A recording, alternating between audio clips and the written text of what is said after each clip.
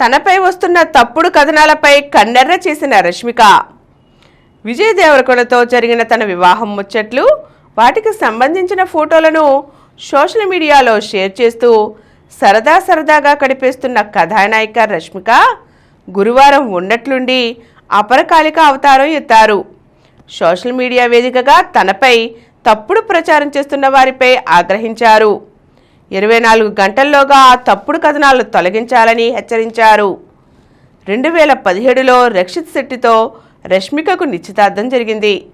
అయితే ఆ నిశ్చితార్థాన్ని 2018లో రద్దు చేసుకుని పెళ్లికి ముందే రష్మిక విడిపోయారు. ఆ సమయంలో రష్మిక ఎదుర్కొన్న వేధింపుల గురించి ఆమె తల్లి సుమనా మందన్న మాట్లాడిన మాటలకు సంబంధించిన ఆడియో క్లిప్ ఇప్పుడు సోషల్ మీడియాలో వైరల్ అవుతోంది.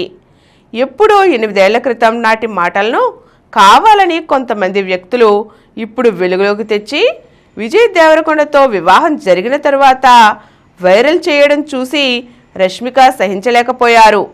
తన మౌనాన్ని వదిలి కన్నడ మీడియాలోని ఓ వర్గం వారిపై, ఇన్ఫ్లుయెన్సర్లపై నిప్పులు చెరుగుతూ సోషల్ మీడియాలో ఘాటుగా ఓ పోస్టు పెట్టారు.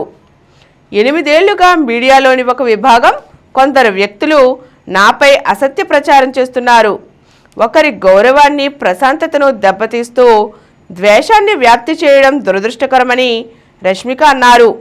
గడిచిన 24 గంటలు ఇలా చేస్తున్న వారిపై తాను ఆగ్రహం వ్యక్తం చేస్తూ ఇక నేను మౌనంగా ఉండలేను. సోషల్ మీడియా ఇన్ఫ్లుయెన్సర్లు వెంటనే వారి తప్పుడు కథనాలు తొలగించాలి. ఇందుకోసం 24 గంటలే టైం ఇస్తున్నా. అలా చేయకపోతే రేపటి నుంచి సంబంధిత వ్యక్తులకు నోటీసులు జారీ చేస్తా, చట్టపరమైన చర్యలు తీసుకుంటా. నా జీవితం ఎలా ఉండాలో వాళ్ళెలా నిర్ణయిస్తారని గట్టిగా ప్రశ్నించారు. ఈ కార్యక్రమం మీకు ఎంతో నచ్చింది కదా.